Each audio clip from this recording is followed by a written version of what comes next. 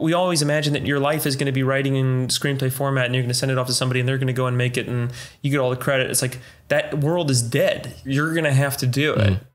Hey everyone, today I'm talking with Jim Cummings, the writer, director, producer, and actor of Thunder Road. In this discussion, we talk about his perspective on the future of filmmaking, how he brings his scripts to life even before he starts shooting, and why he believes you can't just be a screenwriter to tell your stories. I hope you enjoy. So I was a producer for many years, and then I was in a job that I was making sketch comedy bits as a producer for, 8 months or something like that, 5 months, whatever it was. And I was doing these like 3 sketches a week, 2 sketches a week, and organizing crews. And I was kind of like a failed director. I had shot a like 70-minute feature the summer after I graduated college with my friends. It was like a $12,000 movie, and we all kind of went down to New Orleans and made this movie. And it wasn't great, and I edited it for like a year and a half, and it was just my first real big failure, and that kind of pushed me into producing for many years. And just I felt terribly inadequate. It was a very lonely experience, thinking that I wouldn't be any good. And then I started seeing other directors and writers that I was producing for doing stuff, and I was like, I think I might be able to do that better. I think I could do something different. And then within a few months, I was shooting the Thunder Road short film. So like in that few month period, I was hanging out with my buddy PJ McCabe. We had the idea in a hot tub. He told me a story about a friend of his who sang a song at a funeral. And I was like, man, that'd be such an interesting monologue, like a Celia Rolson Hall style, one shot thing of watching somebody sing a song and have a meltdown. Like I've never seen that before at a funeral. And then that became that. And really it was just an idea for a performance art piece. Like there was screenplay format for the producer and for the cinematographer and me. But really it was just this living art piece. It was like me doing it in my car on the drives to work. If there was a script for the short film of Thunder Road, it would be, 50 pages or 40 pages. Like there's so much stuff that's in there that means something, of like, he turns his head and shakes it a certain way that says, oh, I shouldn't have said that out loud. And like, all these like mannerisms and micro performances that like, you can't fit into screenplay format. And so that was kind of a revelation to me, that like it doesn't have to be the movie. It can be a blueprint that you can use for production. There is no grandeur to this thing. It's this bizarre cult that we all worship of screenplay format, but like it's never the movie, and then as soon as I started acting that way, you end up becoming a little successful and you meet your heroes and they all say the same stuff. Like everybody who I know and love, who are my favorite comedy writers, it's all out loud. It's never in screenplay format. They act it out and make something funny. Like how could you do a clown act in screenplay format? How could you do slapstick or mime performances? It would suck. And like that's kind of what my stuff was. That's why my screenplays were so terrible. And then as soon as that was successful, we were like, all right, screw it. Let's just keep doing this. And so I would like take a bunch of notes in my phone on the reminders app, and then I'd be able to move them around depending on what the story was going to be. So we made 9 other single take short films after the Thunder Road short. And then I think I was ready to do the Thunder Road feature. And I had the idea finally of making the short film, the opening scene, and then continuing to see what the characters were doing after that. How do you get this daughter to like you again after that nervous breakdown in public?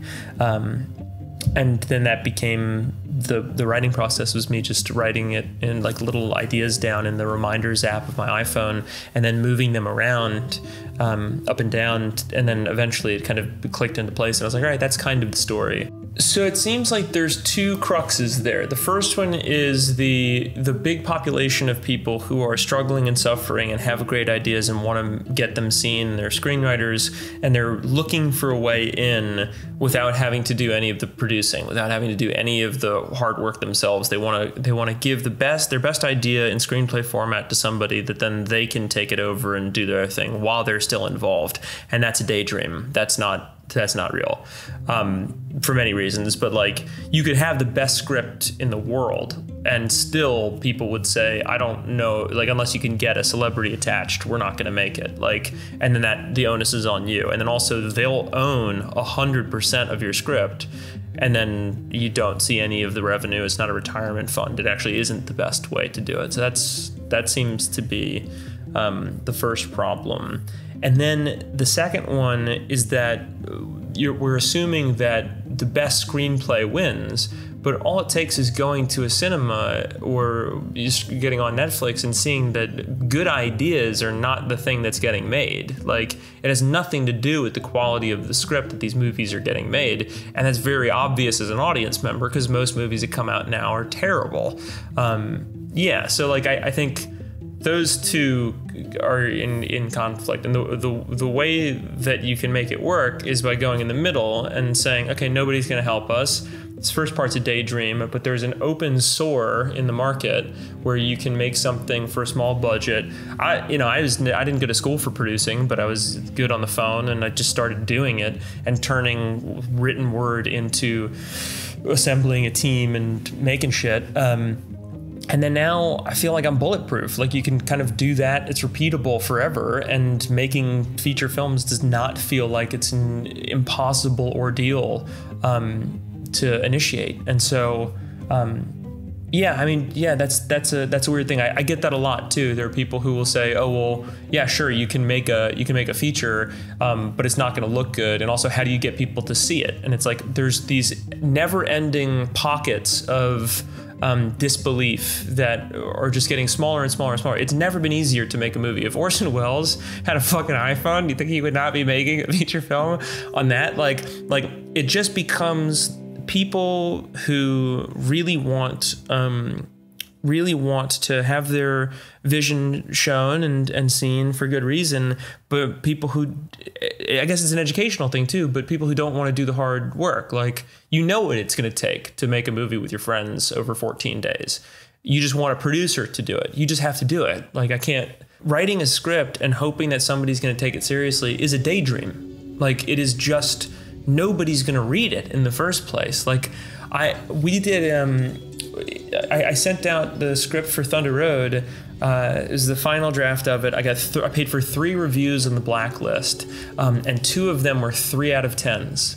And then as soon as we made the movie, we got so many reviews being like, it's a beautiful script. The script is amazing. Having not read the script, I never read the screenplay. It's like, I can be really shitty at writing in screenplay format, I guess, but it doesn't mean that the movie's not going to be good. Like, there's such a disparity between those two worlds. I can't tell you. Like, yeah, if you know it's going to be good, go do it. And yeah, just do it. Yeah, it's a weird thing. It's like you kind of, we always imagine that you're just going to be clean. Your life is going to be writing in screenplay format, and you're going to send it off to somebody, and they're going to go and make it, and you get all the credit. It's like, that world is dead. You're going to have to do it.